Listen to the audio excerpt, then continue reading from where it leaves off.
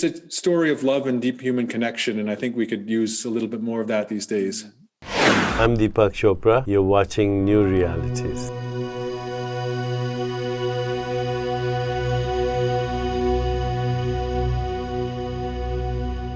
Welcome to New Realities. I'm Alan Steinfeld, and this program is about the evolution of consciousness. It's a program dealing with lots of people's spiritual awakening. That's why I'm interviewing today Michael Schauch. He's written a really beautiful book, The Story of Karma, Finding Love and Truth in the Lost Valleys of the Himalayas. That is the book. Michael, thanks for being here. And it's a really great journey that you were on in the Himalayas that I guess was life-changing for you. It's interesting. My journey to the Himalaya began actually when I was a teenager. I always had this very strong pull to go to Nepal and go to the Himalayas, and I wasn't sure why. It just was this strong thing in my very core of being, and I just, yeah, it was like one place. I think maybe all of us have a place where we feel drawn to at the very soul level, and for me, Nepal was that place. I remember one time when I was about 15, my sister gave me this book, Trekking in the Himalaya, and it was one of those Lonely Planet books. And she gave that to me. It was one of the best presents I had ever received. And I remember just going through the pictures and seeing the pictures of the people and the cultures and the places and the little dotted out routes. And I just, all I could think about was just going over there at once. But as it worked out, life kind of got in the way, and I never really had the money to go over there. And then, you know, as my career kind of progressed, I didn't really have the time to take a big chunk of time off. So it wasn't until I was in my early 30s that I finally made my way over to Nepal. And on top of that, you know, before we went, I could never really decide what I wanted to do. But one day we sat down with this friend, and he had just come back. He'd been trekking in Nepal for over 20 years off and on. And he went to some of the most kind of remote places out there. And he showed me these pictures of this, what he called, or what's known as at the time, the Lost Valley. This is back in 2011. And the Lost Valley, it's this very remote part of northern Nepal. The valley had been closed off to outsiders for many generations, and it had just been opened up a few years prior to that. And so he was showing me his pictures, and I thought these pictures were like the pictures I saw in that Lonely Planet book when I was 15. And I was just totally taken by it at once. I thought, you know, I was sitting there with my wife, Chantal, and we were looking at the pictures together, and we didn't even have to speak anything. We just said, you know, this is the time for us to go here. And so we decided to put a little team together of artists, because we understood from our friend that the valley, now that it had been opened, it was going to be experiencing some unprecedented change. So we brought a musician and a photographer and a nature artist, and we thought we'd observe and learn from the people there, and also try and capture maybe a moment in time before things change too much. But then as I was cycling through these pictures, I came across this one picture of a pyramid mountain. It was almost like a perfect white pyramid coming out of the stark earth. And is that the one behind you? No. No, this is in the Lost Valley behind me. Yeah. And this Maniwal is the entrance to a little village called Nar. But and this is by the way, about a 7,000 meter peak here. So just totally impressive, just mind blowing places. But this pyramid mountain was like, unlike any other mountain I had ever seen. And I'm a kind of a fanatic when it comes to mountaineering. And I thought, you know what, this is the time. This is my time to go to Nepal. And I had to think about, the only thing I could think about was to climb this mountain. And so that's kind of what drew us there. What was the name of the mountain? What is it called? Yeah, so I didn't know the name at the time, but since then I found out the name is called Schauch. And it had only been climbed once by a team of Japanese. Another European team tried to climb it, but one of the members ended up dying, fell off the mountain. But at the time, I didn't know any of this. I didn't even know where it was. So I had to go find it. So you were going there to climb a mountain. Did you ever climb a mountain before? Oh, yeah. I'd been climbing since I was about 16, 17 years old. Yeah, I had a mountaineering mentor, and I was always into nature and the outdoors and that sort of thing. But but I never, had the skills to climb any mountains. And I remember my first mountain that I climbed, when we got towards the top, this beautiful white, kind of glistening slope. The sun was just rising, coming up over the horizon. And I remember looking over my shoulder and seeing all these distant peaks in kind of that purplish orange hue, and peaks that I had never seen before. And I thought, wow, this whole world exists up here that is only accessible by our will to climb. And that to me, I think I was about 17 years old at that time. And that just totally floored me. And I haven't looked back ever since. So you went there to Nepal with your wife and with the intention of climbing this mountain and not Mm. having any other real adventures in that sense. You went on a mission. Yeah, yeah. I mean, we had that sort of that initial mission of observing and learning and experiencing the culture of the people. Right. But in my in my very core, I was kind of taken by this one mountain, and that was my own sort of secret secret objective. So okay, you get to Nepal. How do you even find the Lost Valley? How do you get in there and get permission to be there? Yeah, yeah. All the permissions had to be arranged ahead of time. You can only go in there with special permissions. And we had a team of locals with us, because we had provisions and tents and all that stuff. At the time, there was very little infrastructure in there in terms of being able to support outsiders. So we had to take all of our own stuff. So we had a lot of support with us, and guides. What year is Um, this? What year are you talking about being there? yeah, this was back in 2012. 2012 was the year everything changed for me. Probably the year that everything changed for everybody. But Well, for a lot of people, for sure, 2012 was a landmark year. Yeah. Uh, so yeah, so we went in there, and you have to imagine that this valley, it took us about a week to get in there of trekking, and it's almost like a keyhole gap in this cliff face of about 100 yards, and you'd miss it if you wouldn't, if you weren't looking for it. Is that where food and supplies come through, or mostly it's self-sufficient, the valley? Yeah, so when we went in, they were pretty self-sufficient. They grow their own food. They make their own clothes out of wool, sheep wool. Now we went back there in 2017, and now the valley, because it's much more connected to the lower villages and outside of the valley, they're trading a lot more. The locals are traveling a lot more. More people are traveling in the valley. So it has changed a lot. But at the time when we went there in 2012, it seemed like we were stepping back into the 1700s or something. It was just, the people had been living the same way for the last 800 years. And there's these two main villages, Nar and Fu, and both villages are sitting, they're quite far from each other, like a 2-day trek from each other. But both of them are sitting at around 14,000 feet in elevation. Wow. And so just really hard life to survive, to grow anything. The people are really tough, but very kind, welcoming. Right. They just welcomed us into their homes. So the only way to get into that valley is to trek in. There's no cars, no trucks, nothing else can get through. Yeah, no, nothing. It's Wow. yeah, as I said, at that time it was about a week of trekking to get there. Now they've improved the road a little bit lower down, so you can drive, save yourself a couple days of trekking. But still, it's a good, even if you drove, yeah, it's still at least 3-4 days to trek in there. And so how many people live in the valley? Well, in one village, both villages have about 500, 600 people. One, actually, Nar is a little bit bigger. Nar is about 600-700 people, and Fu, the other village, which is the farthernmost remote outpost, they're about 400 people. And people, this is like generations that go back thousands of years, people living in this village.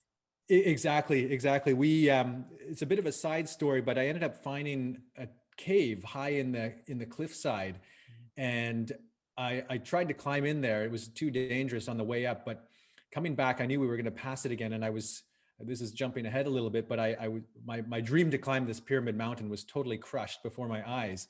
And so I had so much pent up energy. When we passed that cave again, I just threw my backpack to the ground and scaled the rock face and ended up climbing into this cave. It was about 50 meters back. We were kind of shimmying ourselves, my Sherpa guides and I, shimmying ourselves through these very narrow fissures and bat droppings everywhere, and we ended up coming into this cavern.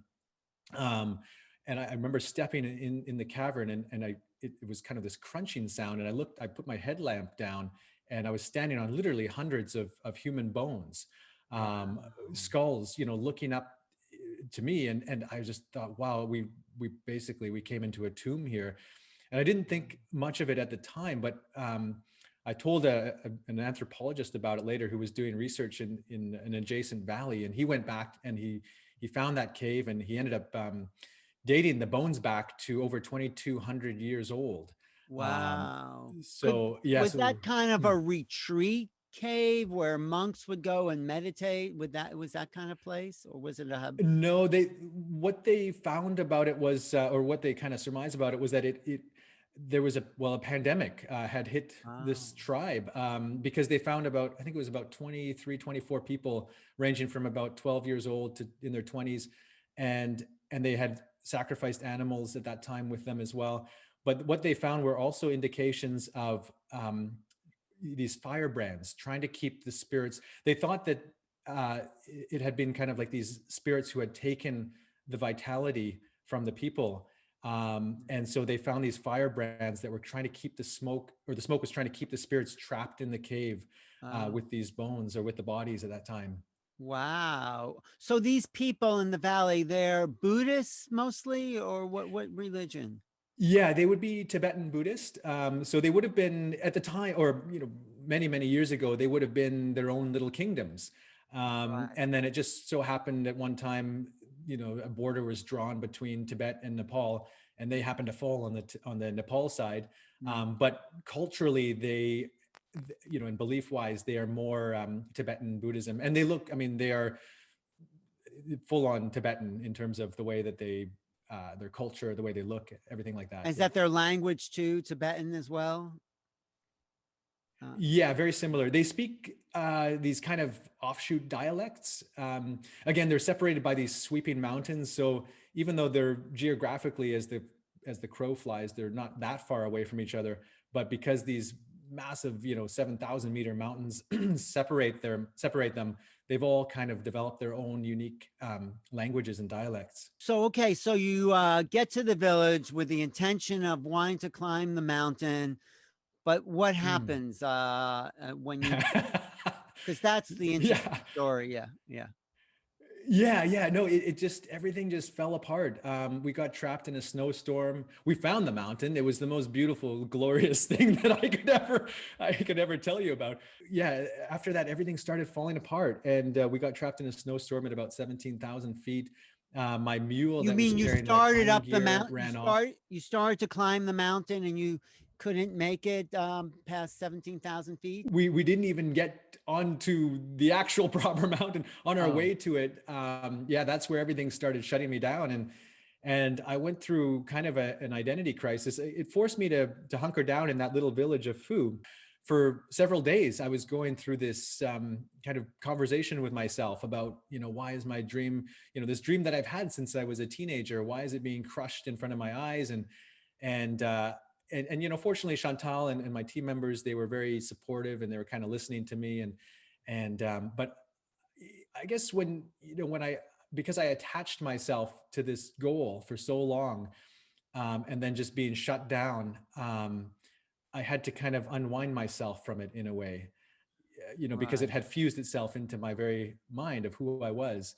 So, so there was no hope of climbing the mountain because of the snowstorm, and you were only there a short time, and you knew it wasn't going to happen at that point, right? Yeah. I mean, I could have tried to force things, but it just, everything outside of me was kind of guiding me in a different direction, even though everything inside of me was wanting to move forward towards it. So at the end of the day, I had to make a choice, and I chose to trust in the kind of external signs, or the external, kind of environment that was guiding me. Was that a big let go for you? Was that something? It was pretty huge. Yeah. I didn't realize it at the time, but I think part of me had actually, in a way, died at that time. And part of me was reborn into somebody new. The Buddhists talk about it as the bardo, that place of transition. So I think I was going through that as I was in that little village. Well, that's amazing. But actually, though, you realize you were there for a reason, right? You were. Yeah, yes. And I didn't realize it. I mean, again, I think all of us are here for a reason, and in the places that we are for a reason, but it's often it's we don't know it, right? We don't know what the reason is. And sometimes, we just have to have that faith or that trust, right? Right. So, how did you discover the reason? Because it was pretty strong. I mean, you say this in the book, but it was pretty, I guess, powerful and overwhelming when you realize, oh, this is maybe why you were here, right? Yeah, exactly. It kind of came clear. Well, in those few days that I had to hunker down, I started connecting a lot with the locals in the village. And one young man, we became friends. He actually had left the village to get an education when he was 14 years old. He had to leave all the way down to India, and he had just come back to the village at that time. He was not at that time. He was 21, and he hadn't seen his village or his parents or family in 7 years. And our paths happened to come together exactly at that time. And we would take these daily walks together. And he would share with me about his village and about his culture and Tibetan Buddhism. And he told me about the problem with or the challenge with education, and how the kids there, a lot of them, they don't have access to education beyond what they would learn in their village. So many of them at 6, 7 years old. I mean, first of all, infant mortality rates are very, very high in those places. Many kids end up dying of malnutrition or common diseases. But then he was telling me about even the kids who make it. A lot of them, they have to, by the time they're 7 years old, they have to start working in the fields. Mm. And a lot of the girls, when they're 15, 16 years old, they end up getting married at that age and having their own kids. And so again, all of these challenges, came with that way of life. And then it's about survival. They have to, brave the winters, avalanches, all that sort of thing. So anyway, I learned about all that when we were there, and that got me thinking. But because I didn't climb the mountain, we had a couple extra days to spend in this other little village that I mentioned called Nar. And it's when we went to Nar, that's when I realized, I think, the truth of the journey. Because we found, or we caught wind at that time, that there was a little school there, and a little stone school. And so I thought, well, let's go visit the school and see what's there. So we get there, and there's about 17 kids in this classroom. They had pulled the benches out to be in the light. Throughout the entire valley, there were no schools, and the kids, as I said, didn't have access to that level of education. But here in Nar, there was that little school. And so we get there, and the kids, there were about 17 kids in the courtyard. They had pulled their benches out into the light and the warmth of the sun, because there's no electricity and the classrooms are very cold and dark. And at the head of the classroom was this little girl, this little 7-year-old girl, teaching English numbers. And something about her kind of spoke to me. I don't know what it was. It was just this. We had seen hundreds of kids, up until that point, but there was something different about her. And anyway, we were kind of observing there, and we saw the teacher. He was kind of looming in the back of the class, and he comes from a very far away village, about 2 weeks for him to get to his village. So he told us that he didn't really have much interest in being there. And in a way, he kind of felt like he had been banished to the end of the earth. But then the kids, actually, they caught wind of Michael, our musician, and he had his guitar slung over his shoulder. And the kids had never seen a guitar, let alone heard one. And so they were kind of interested in him teaching them some music. And Michael's a bit of an entertainer. So he, right away, he kind of went to the front of the class and started teaching them some music, and taught them this kind of jazzed up rendition of Twinkle, Twinkle, Little Star. And the kids got right into it. They were singing with him and dancing. And I guess then the teacher, he got a little bit enlivened and motivated, and he came over and started playing this Nepali drum. And he wanted the kids to dance in front of us, one at a time. And he started with this little girl who had been so confident in teaching. And he said, to her, like, dance in front of these people now. And it was quite awkward. You can see the little girl, she started crumbling inside, almost like a little petrified animal, and almost like internally crying. And Chantal, she couldn't take it. And so Chantal marched up there and started doing her best impression of this Nepali dance with her arms waving around, and she didn't know what she was doing. But the little girl forgot about all of us watching and just started focusing on Chantal. And then the two of them just kind of danced together in front of these 7,000-meter peaks. It was just the most beautiful scene. In front of these And 7,000 I meter think peaks, you're saying, and she started dancing in front of the mountains were behind her. it was just a very, very beautiful scene. Nice. So and then you have this real connection with this little girl. Talk about, because that's really what the story is about, the whole book. When we got back to our where we were staying, the kids, after they got out of school, this little girl and her friends, they found where we were staying, and this little girl who danced with Chantal just came running in, like bolted in, and just leaped into Chantal's arms. And Chantal told me afterwards it was the most heart-to-heart hug that she had ever had from a child. And then the little girl, she turned to me and just leaped into my arms, and I'll never forget the force at which she hit me, not the force of like physically, but like the force of her love. And I'll just never forget her heartbeat. I could feel on mine, and her little hands, just grabbing on to the back of my neck. And actually it was in that moment that I realized, this is the truth of this journey for me. And this is why I did not climb the mountain. At the time, we asked her how old she is, and she said she's 7. And we asked her name. We could speak a bit of Nepali, and she said her name is Karma. And her friends, they kind of rushed in, and they were asking us for chocolate and candy, and we didn't have any, but because they're used to some trekkers kind of coming in now or at that time, and they asked for that sort of thing. But then Karma, she came back. She waited till her friends were done, and she came back, and she didn't ask for any chocolate or candy, but she pulled out this little card with English words on it, and she kind of motioned to Chantal if Chantal could speak the English words. And that's when Chantal and I really kind of looked at each other, and we said, oh my goodness, like this little girl out here in this remote village doesn't want anything, materially. They have very, very little. Again, as I mentioned, it's very hard to survive out there, but all she wants is to learn. So we started asking questions, what does it mean? What does her family have planned for her? What do kids like this? I had learned from Sonam, as I said, that it's very hard for the kids to get any sort of outside education, and the girls, they end up having to work hard life or hard labor in the fields, and end up getting married at quite young. And so we started asking all these questions. What's going to happen to this little girl Karma? And we ended up meeting with her family in their little stone home, and Karma brought us in actually around this dung fueled stove, and put out these mats, and her mom was still working in the field, so it was just Karma there and her little sister, her little 3-year-old sister Pemba. And she started getting the fire going, and she started putting the tea kettle on, and Chantal and I were just looking at this, like, where else does this happen like this? And then her mom finally came home, and very graceful, very beautiful woman. I mean, hard, very weathered from the elements, but just just a very graceful woman, and started making us tea.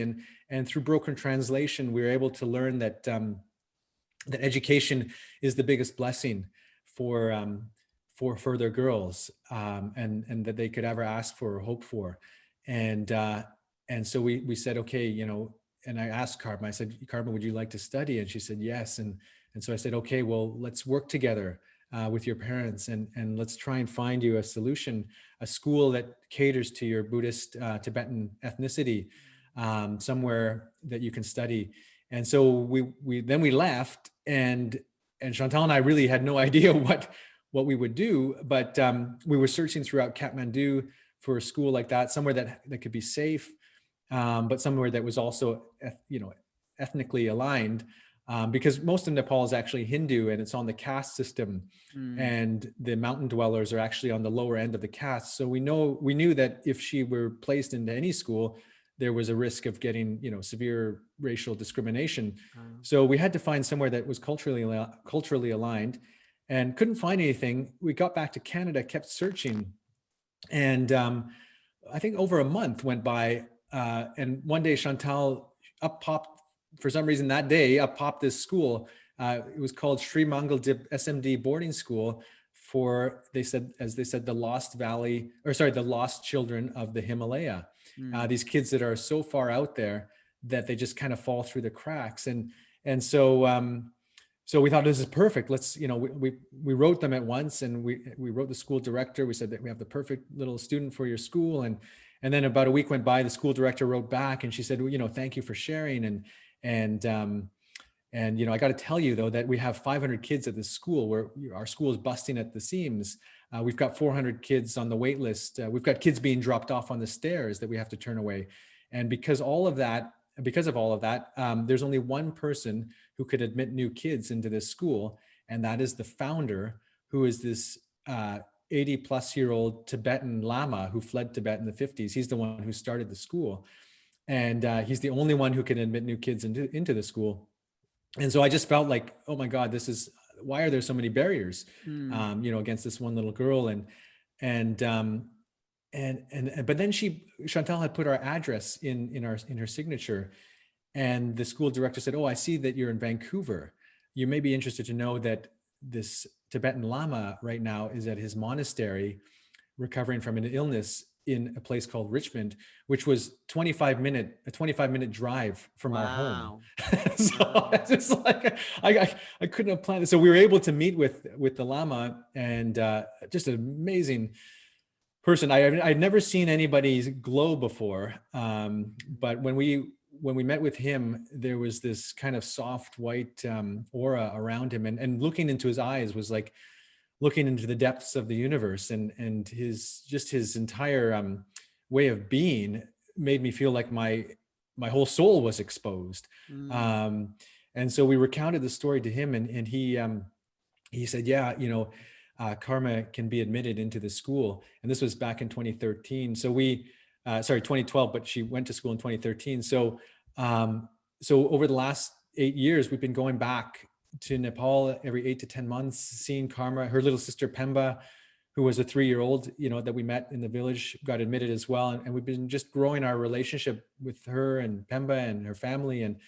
and over the years. And it's just been the most fulfilling, beautiful experience of my life.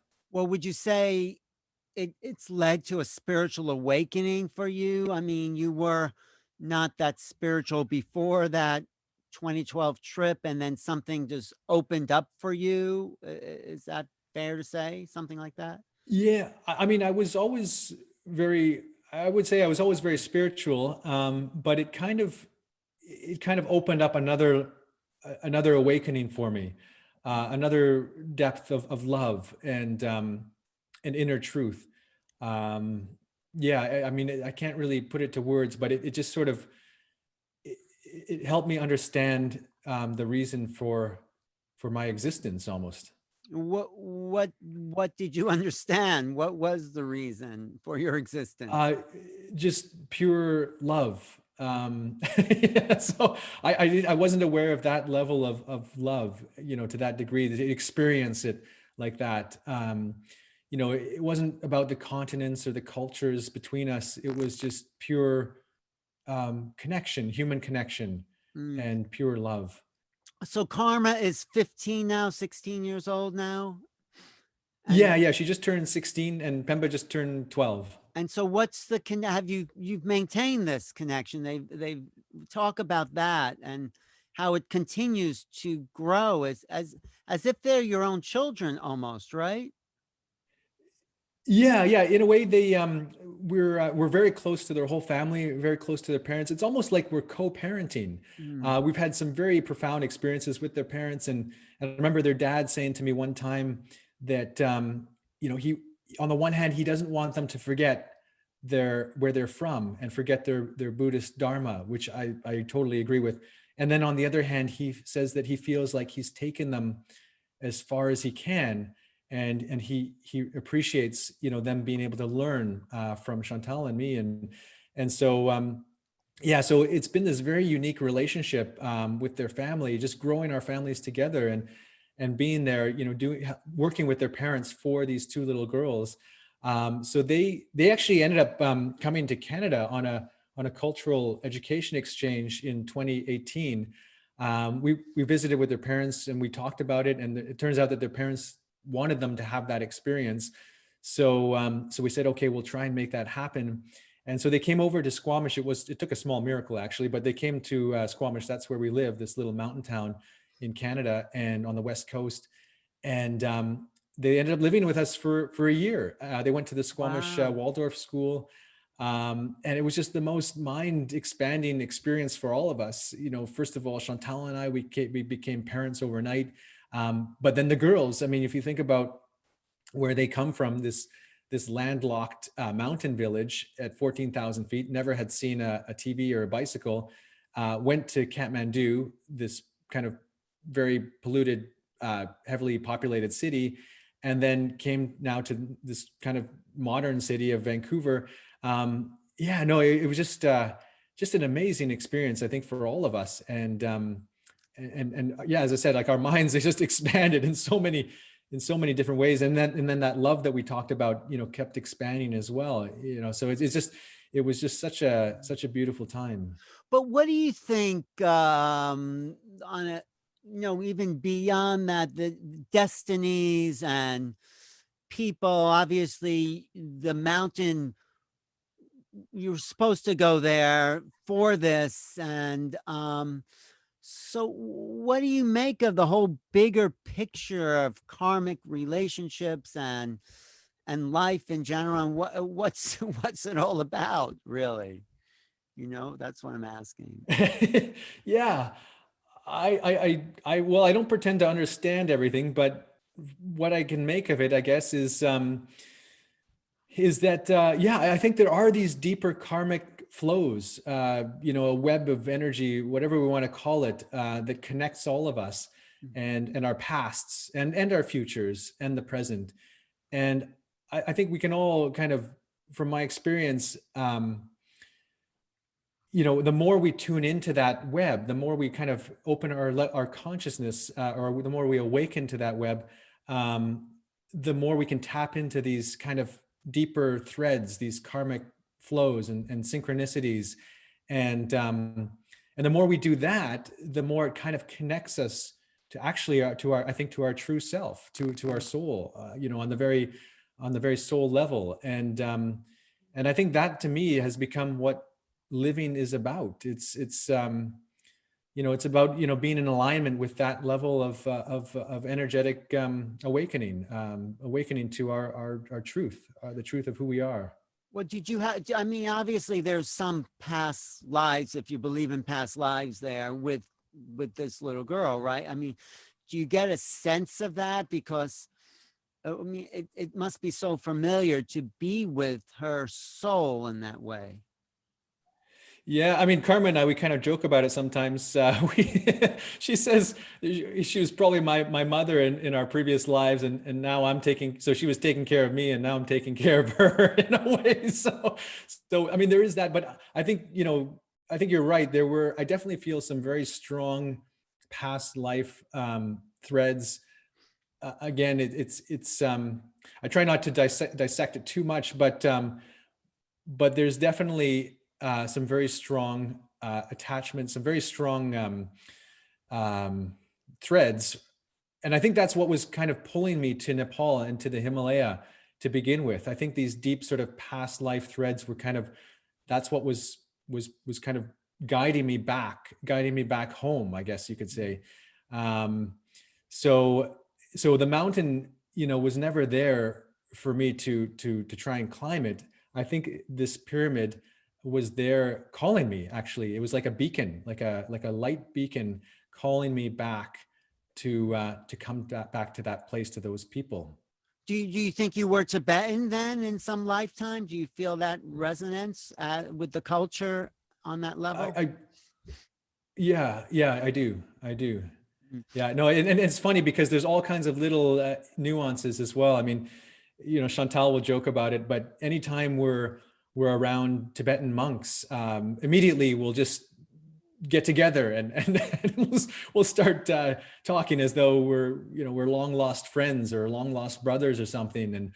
And no matter where we are, we'll just break into these conversations, and it's just so, so natural. There have been other instances where I remember a friend who's Sherpa. She was with her 90, I think her mother was 94, 95 years old. And I visited there, and she wanted to introduce me to her mother. And her mother kept looking at me deeply in my eyes. And she kept saying, Sherpa, Sherpa, like pointing at me. Mm. And my friend said, no, he's not Sherpa, he's from Canada. But her mom just kept saying, no, Sherpa.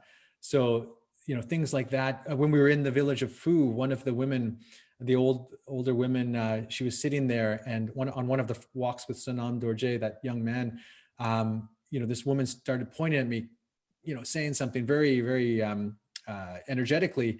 And I asked Sonam, I said, what is she saying? And she said, well, she's saying that in your past life, you were one of us. She's actually saying in your past life, you were my grandfather. And so, and I've talked to a lot of Buddhists, monks about these things. And they say, yeah, sometimes people can recognize not who you are physically, but recognize your energetic connection.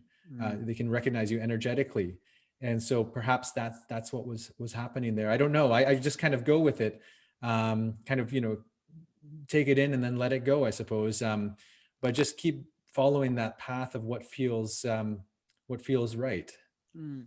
But no, it's a beautiful story, and I don't think it's complete yet. I feel like you are still discovering what that connection was all about, and I'm curious what will be uncovered for you.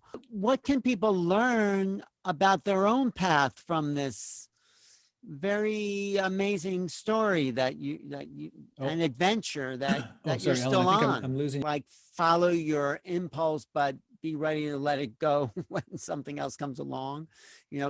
Talk about those lessons. I mean, I think for each of us, we have this deep knowing of what the right path is, and maybe for various reasons, out of fear or fear of the unknown, or maybe it's our smaller self or our ego speaking, or we kind of get ourselves maybe we ignore some of these signs or some of these signals, but I think that's to our own detriment, and also to the detriment of others. And I think I've actually had it very profoundly expressed to me in the mountains, where I had a feeling of, actually it happened 3 times. Twice it saved my life. And once I didn't, the one time I didn't listen to it, it ended up in a very tragic mountaineering accident where I had this feeling of very foreboding.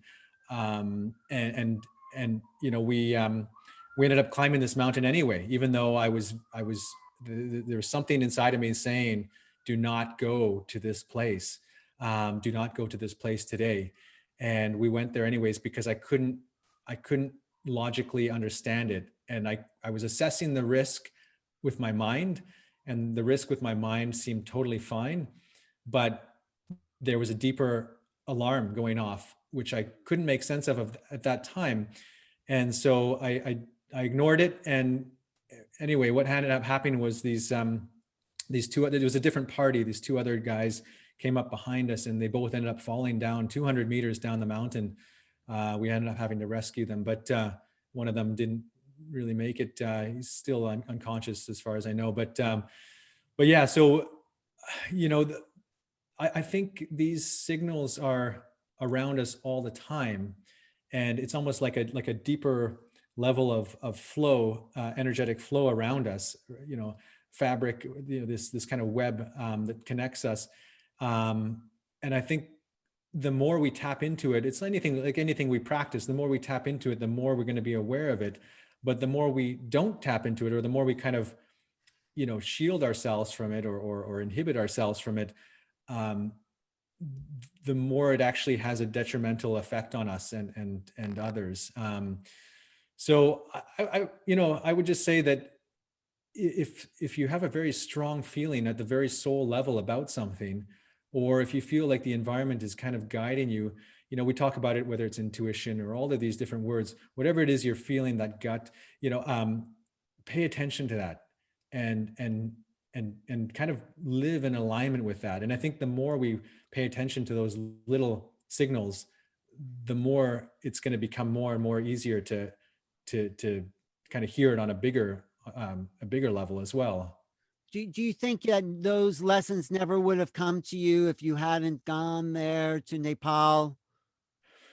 I think that definitely, I mean, I've been hearing those kind of things throughout my entire life, but I think, being in that valley definitely opened it up more. They call it, actually, the Tibetans call it a Bayul, a sacred valley. It's where they actually believe the physical and spiritual realms connect on a closer level. So you have a heightened sense of that spiritual awareness while being in there. And I did feel that, actually our entire team felt it. There was a shift in colors, in sound, in light, in being. I mean, we all just were totally taken by it. And then even when I came back here after spending weeks in that valley and then coming back into a familiar environment, I remember one time Chantal and I, we were on this hike, and I said to Chantal, I said, "Hey, stop! Can you see this?" And Chantal's like, "What? What do you see?" And I could see the auras of the leaves on the trees. Wow. So just again tapping into that sort of that frequency, that energetic vibration, right? And again, I think it's like that. We know scientifically that there's a wide spectrum of sound and sight, and most of us can tap into a very narrow version of that. So, why wouldn't that be the same for our own consciousness? The more we can sort of expand it across the spectrum, the more maybe we can tap into these different sort of vibrations. Well, yeah, no, I totally agree. And you know what's so great about this book, as I was reading through it, it's really written from the heart. It's really passionately, there's a lot of emotion in here. There's a lot of your deeper feelings about your own being. I mean, you expose yourself in this book. And not in a way that I think only writing can do, as opposed to conversation. We want to have a conversation, but in the book itself, mixing thought and feeling and impression, you get a really deep sense of how important, not just important, but how this is your journey in a way. This is, I feel, your journey of awakening is through this. I mean, there's like, the spiritual journey starts to awaken those higher visions. You start to see auras when you start to come into alignment with your soul. And I think a lot more is coming for you as you keep paying attention to those inner callings. And Yeah, no, thank you. Thank you very yeah, much, Alan. I really appreciate those words. And I think you're right. It's a practice, right? I mean, we all want to think about, I think of kind of having these openings or these spiritual awakenings, whatever we want to call them. But I think it's actually not just like a one aha moment. It's kind of a practice over lifetime, practice of anything, right? Whether we're doing right. yoga or playing a musical instrument or whatever. But I think the more we practice it, the more it kind of, it expands into that area. And I remember a friend of mine, he, a First Nations friend of the Tahltan Nation up north here in Canada. I was talking with him about it, and I remember he asked me a very profound question one day. He said, "Well, what are you going to do to honor this?" Mm, And I thought, wow, and it kind of gave me pause. And I said, well, okay, what I can do to honor this is to continue living it, mm, and continue to share it. And that was mhm, one of the reasons why I wrote this book, was to not only help raise awareness for the kids in the Himalaya, and those who need the education, and are having a tough time out there, and for the school in Nepal, trying to help them, but also to share the experience, to share this, so maybe I don't know, maybe it'll help others in a mm, way, in some mm. way. So, no, I think it will help others. Just what's great about, I love reading adventure books, and also about the mountains. You ever read the Snow Leopard? Peter Matheson wrote about his journey into the Himalayas. Karma's very gentle, very sort of present. And, for example, when they were here, Karma spent some time with the kindergarten kids at the Waldorf school, and the kindergarten teacher said to me, just by Karma being in the room, there was a whole level of, kind of the entire energy shifted for the kids, the kindergarten kids. So she's got that very deep sort of energetic presence. So I don't know, I haven't really talked to them too much about it in that way, but I'm kind of observing, and they, I think they're definitely growing, they're expanding. Pemba, she's awakening to this whole world over here. I remember when they, before they went back to Nepal, Pemba said to me, and she was 10 years old at that time, she said to me, Mike, I want to have a conversation about my university and career path. And I said, well, Pemba, you're in grade 5. So it's great that you want to talk about that, but you've got lots of time to think about this. And she said, Mike, I know I'm young, but my mind is old. Wow. So I thought, well, okay, you know what? Let's have a conversation. So they're very, they're very different in the way that they're approaching this. We've got a very strong connection, Chantal and me and Carmen, Pemba, all of us together, and with their family. And so I don't know. I think it's too early to tell kind of where things are going. But I remember, they're having just some really, because of COVID, the school has had to close. All the schools in Kathmandu have had to close for now, and the kids have gone back to their villages. So now they're experiencing village life with, through the lens of having been in Kathmandu, been here, now being back in the village, being a little bit older. And for one of her homework assignments, Pemba, her teacher sent it to me because he was so taken by it. And the homework assignment was, what did I learn during lockdown? And Pemba said what she learned during lockdown was how much her parents love her. Because she said, even though she had left the village when she was so young, everyone says, that she's from the Himalaya, but she didn't know what it meant to survive in the Himalaya because she was at the school, SMD school in Kathmandu. So now being back in the village, she said she learned how to take care of the animals and how to take care of the siblings and how to cook for them and how to survive. And she said, she understands now how hard it is for her parents to make it up there. And she says that her parents, she now understands her parents don't want them to have the life that her parents have. And so she said she understands now, she has a deeper understanding of the love of her parents. And that's at 12 years old. And I thought, wow, that's pretty profound. It's a great story on how destiny has put you together and how both of you have evolved through this. It's for a much bigger picture. And I think the book is a big part of that as well, that, you're presenting your story to the world, because it's not just... The book, it's interesting because one of the things I was really nervous about, actually probably the most nervous about when I was writing the book, was what Karma and Pemba would think. And I just wanted to make sure that they were in agreement with the way that I was writing and what I had written in there about them. I was trying to be as close to the truth as I could. And so when I gave the book to Karma to read, I was kind of waiting very anxiously in terms of, and Karma loves to read. She just devours books. She just reads like crazy. And so she read this book and she said, yep. She said, Mike, this is very good. And she said, and it's true.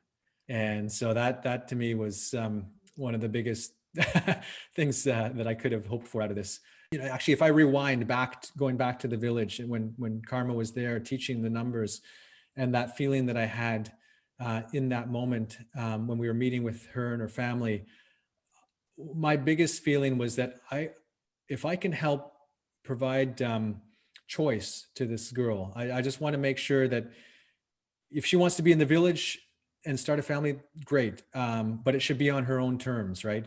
I would like her to have choice of whether she wants to be there or in Kathmandu or be elsewhere in the world. And so we're trying to keep those choices for her open and just not try and, direct things one way or another. Just trying to make sure that when she's ready, that she can make her own choice of where she would like to be. What you think about all the remarkable people in the world that never have a chance that you've given Karma and her sister? Oh, that's kind of an interesting one. I don't know. I mean, I think we can do what we can do. I'm hoping part of the reason why I wrote this book was to again, find a way to raise more awareness for what the school, the important work the school is doing in Nepal, SND school. And actually, they've told me already that as a result of this book, some of the readers, have contacted them, and they've sponsored new kids, and they've made donations to the school, and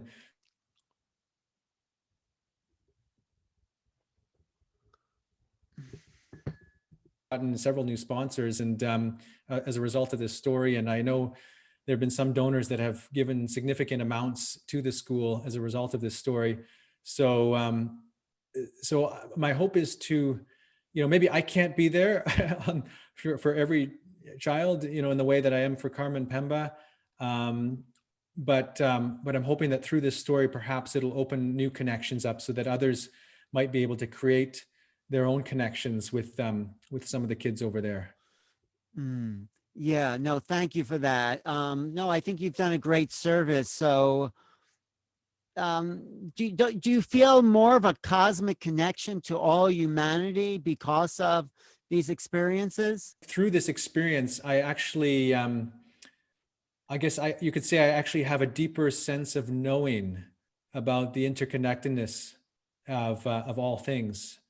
And so with that knowing, that deeper sense of knowing, it's definitely influencing my, my actions and my decisions. In what way? How? Just, again, having an expanded awareness, I think it kind of influences, when I'm making a decision. It's kind of like back when I was on the mountain, climbing a mountain is, in a way, is a very selfish pursuit, right? But is that the most important thing? It's not the most important thing anymore. And so that's kind of like what I would say, just having a deeper sense of knowledge or knowing about the interconnectedness of all things. It's kind of influencing what I'm putting priorities on, and then the decisions and the actions that I take from there. So then your life has changed since this book. I mean, you're a different person. Yeah, very much so. I wouldn't say, I'm totally different, but, my values haven't changed significantly, but I think it's just, again, it's kind of opened my mind in ways that, that was just not there before. Like, can you just, you've talked about some of it, but what big way has your mind opened? Yeah, I mean, I would go back to that comment of trusting with love, and just, when it's almost like when you experience something like that, you cannot unexperience it, right? So, Right. when we have that kind of sense of love and experience it on that level, I cannot help but revolve my life around that. Now, it's that, yeah, it's kind of like it's almost hard for me to put it to words, but yeah, no, it's that awakening to that depth of human connection and connection with ourselves. Right.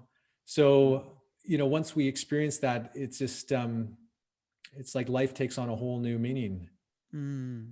Well, it's a great book and a great adventure.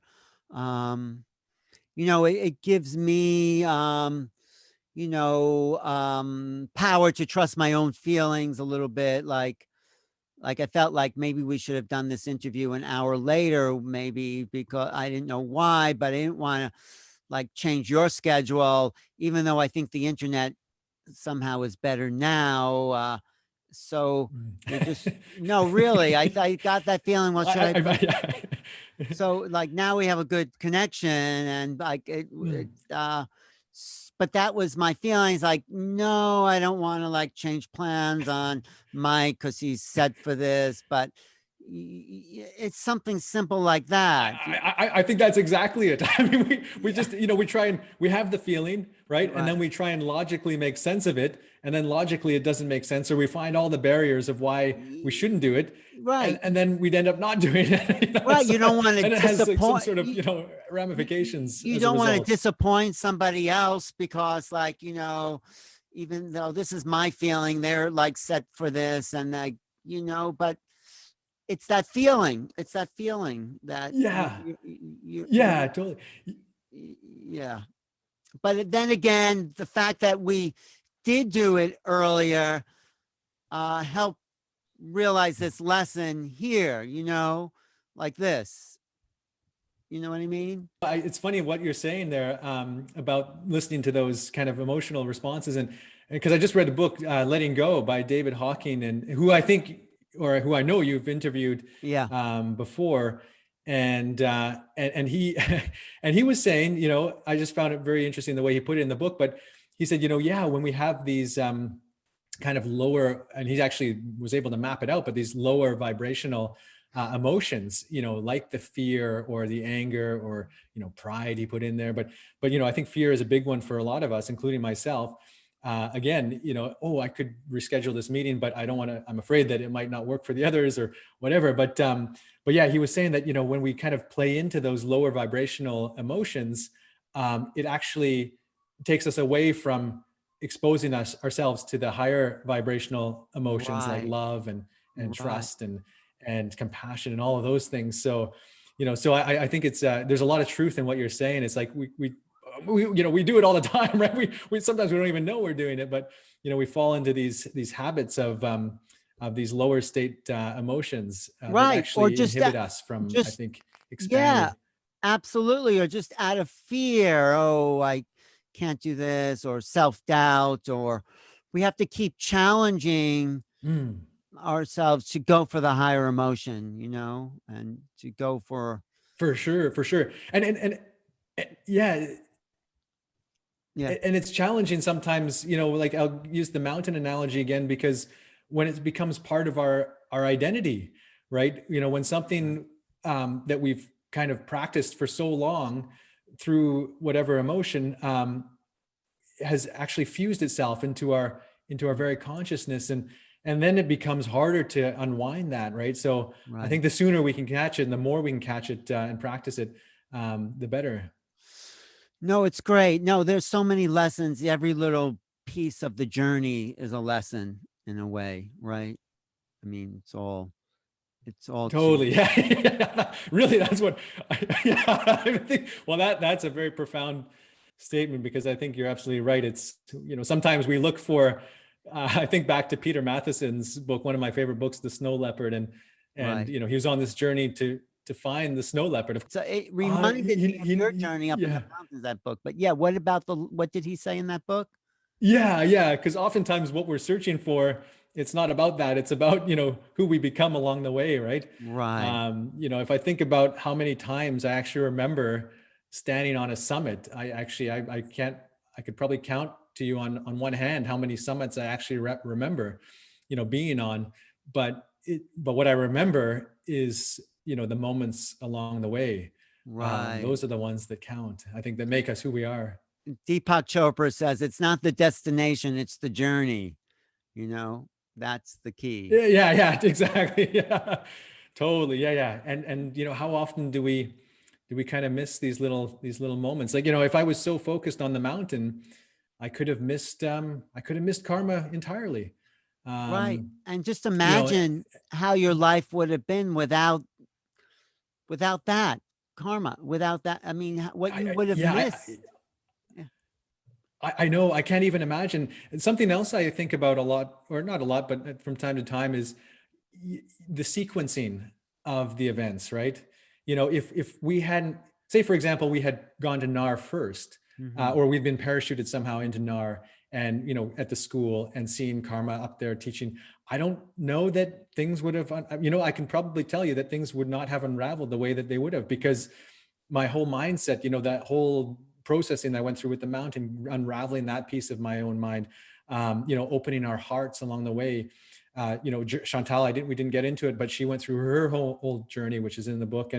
And so by the time we got to Nara and saw Karma there, we were all kind of in that right mindset. So I think sometimes, it's about the sequencing, right? It's about the steps that we take, and not to discredit those. Well, do you think there's a bigger picture? There's something arranging all this together. I mean, maybe I think it's the bigger part of you that signed up for that, that, set up those things. There's the personality and then there's the greater part. And, the greater part set this up for your personality. That's what I get, you know? Does that? Yeah, yeah, I think I believe that too. I think there's a greater flow at work, greater forces around us. Things have, if you look into nature, nature has its own sort of natural way that it's evolving and that it's, everything's working together. And I think that's what's happening on a much less tangible level as well. Right. And so I think that's what was happening around us. And again, being able to tap into that is very important, I believe. Honoring it, as my friend says there. Right. Ram Dass, talking about the journey, says we're all just here walking each other home. That's Ram Dass's. Beautiful, beautiful. Yeah. No, I believe it. I believe it. And those two little girls, they've helped me on my journey. We find it in the least expected places, right?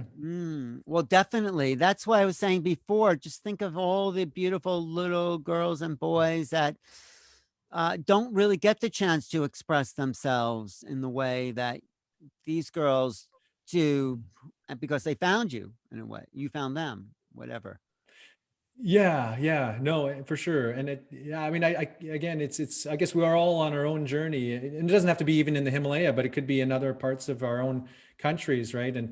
And yet, yeah, I think we're all just doing our own journey, and the more we can kind of connect in with that with each other, maybe the more we can uncover some of these own deeper connections between us and yourself. And like that exactly. Yeah. Well, Yeah. well, no, thank you, Mike, for sharing all this. And I recommend this book. Who's the publisher of this? It's Rocky Mountain Books. Yeah, they're an independent publisher, very like-minded, values aligned. They print all their books in Canada. They have an acknowledgement of First Nations on the first page. I've never seen that with any publisher. And they print sustainably, which was very important to me. Is it still possible to go to that valley? I mean, is it gotten more crowd? I mean, what's the story like now there? Yeah, for sure. I mean, you can definitely go there. It's when we went back in 2017, a lot had changed. That kind of that magical feeling was a little bit, no longer there, because there's a lot more development, a lot more infrastructure going on. On the way to get to the valley, up the Annapurna circuit, which is a high tourist area, but that's changed a lot as well. There's new hydroelectric dams China is building in there. So, some of the small villages that I talk about in the book, they've been literally, I wouldn't have recognized them. There's bulldozers and cement trucks and, white gloved Chinese guards in front of barbed wire fences. And, so that landscape has changed as well. It's definitely changed. I would say, yeah, for sure. If anyone wants to go there, for sure, still go. It's a beautiful experience. But it's different. It's just a different experience. Right. No, well, thank you for sharing today, and good luck with the book. And I really feel this journey with these two girls is continuing for you. I think it's developing. That's my feeling, that you're evolving and will continue to evolve as they are part of your life. That's for sure. Yeah. And that's the beauty of life, right? It's just a continuous evolvement, I think. Well, it's an acceleration, I think, in your case. This might just my feeling, because you've met these very wise ancient beings in these little bodies, So yeah, no, I certainly feel blessed to be on this journey and to have, to have opened these, or have had these opportunities open for me. Thank you again for sharing, because it's a big story. It seemed like just a personal thing, but I think there's something big about it. And particularly, I think, in this time, with everything that's happening in the world and North America, it's a story of love and deep human connection. And I think we could use a little bit more of that these days. Definitely. thank you. Thanks for sharing it all. Thank you very much, Alan. Yeah, it's been a great pleasure.